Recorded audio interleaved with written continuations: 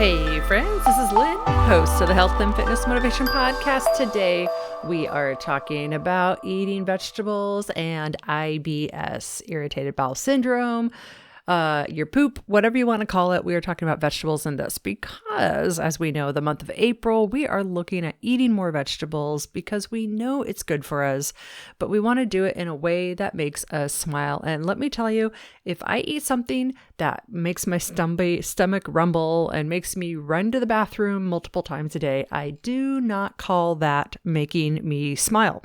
I call that having a freaking bad day. So we want to make sure that things we add in our life, including vegetables, make us smile. Okay.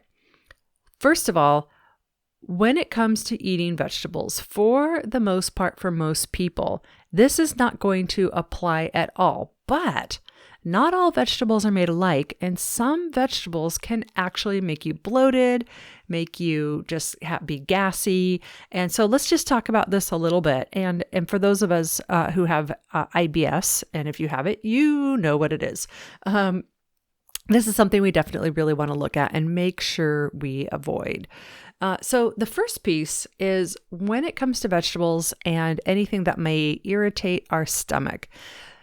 First and foremost, one thing we can look at is cooking our vegetables. Now, that essentially what it does when you cook it is it breaks down and does some of the work of breaking down your vegetables without losing too much in the nutrients. And so you could, in a way, say your vegetables are pre-digested before you eat them. I know somebody who, if they eat cooked vegetables, they'll always look at it and go, "Ooh, pre-digested vegetables." And that word sounds disgusting to me, but I found out it's actually a thing. Breaks it down so your stomach doesn't have to work as hard. Your intestinal tracts, your whole digestive system doesn't have to work as hard. And for a lot of vegetable recipes, you can actually eat a whole heck of a lot more vegetables when they're cooked. And we're going to go through some of those recipes in future episodes. I got a couple of favorites. One where I can eat like an entire bag of spinach in a sitting, and it's like no big deal. So cooking vegetables is one way that'll help. Another one is there are some vegetables that are notorious for causing some people to get bloated and gassy feeling. And so when you have any food, healthy for you or not healthy for you, that leaves you gassy and bloated, subconsciously your brain is like, I don't know if I want to eat that again. So here's a couple of the main offenders: celery, cauliflower, onions, snow peas, broccoli. Some of those are just really good at making us gassy.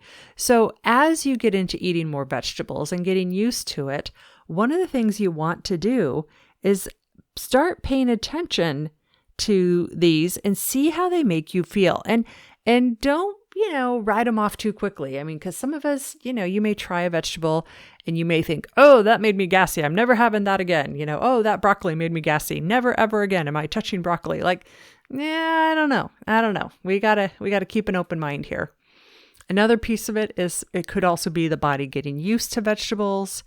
And it also could be, if you haven't eaten vegetables forever and you live in a town where the vegetables at your grocery store suck, which is very true. And if that's you, I'm so sorry. There still are so many cities and towns in the United States where the vegetables just look like disgusting. Then it's going to be a little bit more work for you to figure this whole vegetable thing out. So take a look at the celery, cauliflower, onions, snow peas, broccoli, that kind of thing. Make sure, just pay attention. Is this hurting my stomach or is it not? And it also could be, here's a third piece, it could be the volume of food. Because when it comes to vegetables, a lot of times we can eat a much larger volume of food. And so it's actually not the vegetables themselves that are causing your stomach some grief, but it's that you've got this big volume and your intestines and digestive system have to work on a larger volume of food. And it wouldn't matter what the heck you ate. It's that large volume that's making your stomach work. And so maybe it's just, smaller portion of vegetables to begin with and see how it goes. So there we go.